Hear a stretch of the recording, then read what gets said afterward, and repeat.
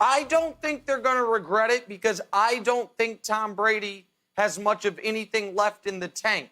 However, if I'm wrong, then obviously this becomes a move they massively regret. I believe in Bill Belichick.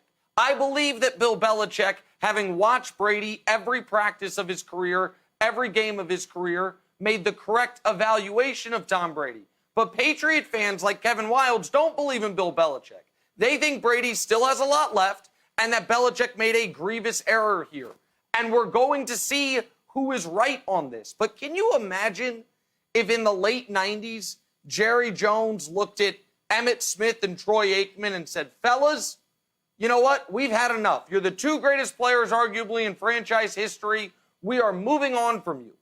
And then those two guys signed up with the LA Chargers and took them to a Super Bowl. What that would have made Jerry Jones look like. If Jerry Sloan said to Stockton and Malone, you guys have had your run, you're finished. And then those two guys went to the Dallas Mavericks and led them to an NBA Finals. That is what is on the board if you buy the Vegas hype that the Bucs are the fourth best Super Bowl odds for the Bucs to do, and how that would make Belichick and the brain trust, which is Belichick, look. Now, Wildes, I don't think that's going to happen. I think the Bucs are a quarterback away from being a contender. But if Brady's as good as you believe, Gronk still has a lot left, then of course this is a move that will reflect poorly on Belichick, and I think that Pats fans will regret that he made.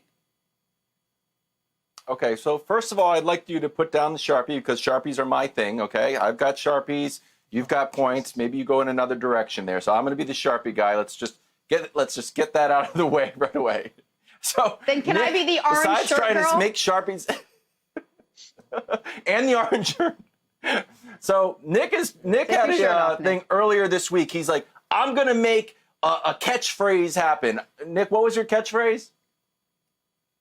Old people be lying. It was in relation to the he was like, I'm going to make this a thing. So I'm like, oh, yeah. If we're going to make catchphrases happen, I'll make one happen.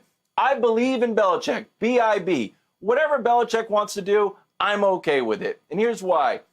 I'm prone to sentimentality. I mean, Tom Curran wrote that the Crafts were prone to sentimentality, and I read it. I was like, you know what? I am too.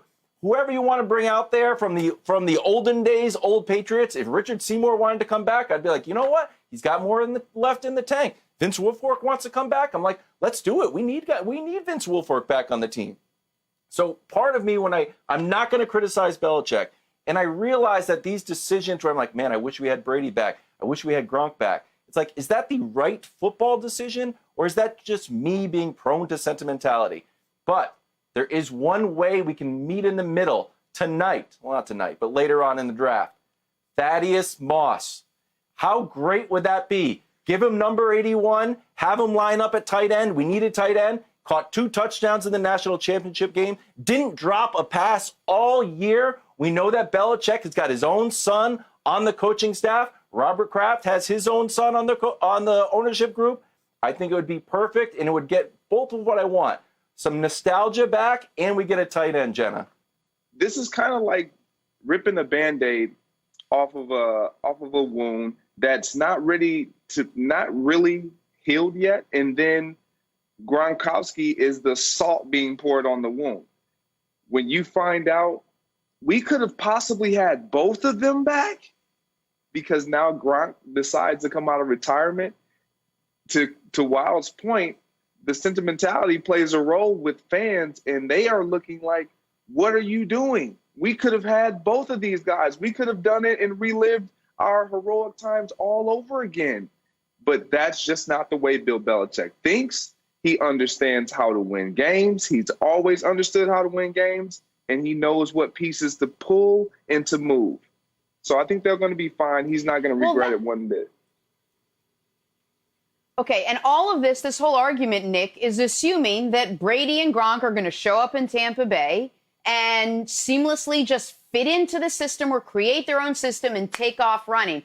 But maybe it was Bill Belichick that was the glue with all of that. Maybe, I know all the complaining they had about Bill Belichick, maybe that was the reason why they were able to be so successful. There's no guarantee these two are going to hit the ground running in a new system on a new team. You know, one's been out of football, one's 43. Am I right? Well, that's obviously where I'm at on this. Now, I think Gronk can be a Pro Bowl tight end this year. I think the year off will be good for him. I think it's over for Brady. But I'm not going to, listen, Patriot fans, and we have an avatar for one on this show in Kevin Wildes, you've got to pick a side on this.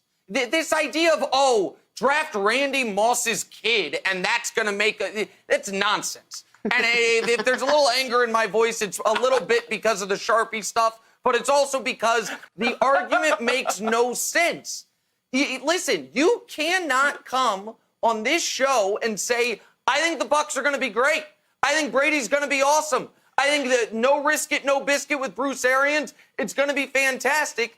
And then also say, believe in Belichick. If Brady's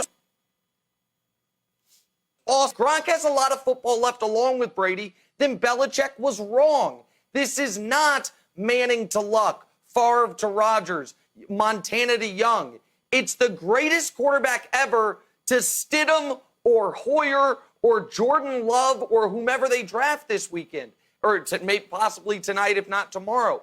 There is no middle ground here. One of these parties, it will either be Belichick was right and I'm right, that Brady's washed, or Bill Belichick prematurely moved on from the greatest quarterback in the history of the league, one of the greatest tight ends in the history of the league, when they were 1 year removed from winning the Super Bowl. It's not like they've been out in the wilderness for a decade and then all of a sudden they'd have a comeback year. 15 months ago, they won the Super Bowl. A year before that, they were in it. A year before that, they won it. To move on then, if it turns out to be premature, Wildes, it is a massive, massive, unforced error that the fans, the coaches, and the players on the team didn't want him to make. I don't see, Kevin, how there could be a middle ground here. If Brady's still good, this was a huge mistake by Belichick. Well, I think, Nick, I still think the Patriots are going to be good. I think we could go 11-5. I think we could go 10-6. I don't know, 12-4. I think we're going to be way over. I think Vegas has got us at 9.5. I think we're going to be way over that. So I don't really care what the Bucs do, to be totally honest. I'm not worried about the Bucs. I think this is there's another big trade that happened when the Red Sox claimed they were poor and traded Mookie Betts. That was an absolute disaster. And it was indefensible, and no one could come up with any reason why the Red Sox were doing it other than the fact they were being cheap. Belichick can simply say, like, hey, we won 6 Super Bowls. The guy's 43. We're going to move on. And everyone said, like, that's okay. Greg, I think Belichick is in the right here. I'm rooting for Brady and Gronk. I think both things can happen. I think both teams can be good, and Belichick still comes out of this a winner. Yeah, Wildes, I'm with you. I don't think that there has to be this big fall off or washed experience from Tom Brady or Rob Gronkowski for Belichick to say, I won. He just needs his guys and within his organization in that locker room to stick to the course and stick to the plan and execute it, period. That's what he's always preached. Do your job. And if they do that, they'll be okay. They feel like regardless if it's Tom Brady, if it's Richard Seymour, if it's Ty Law, if you do your job and we do our job collectively as a coaching staff, we will be in a position to be successful. Thanks for watching. Subscribe here to get the latest from the show. Also, be sure to check out more of the best clips from First Things First, or go watch a few segments from our other shows on FS1.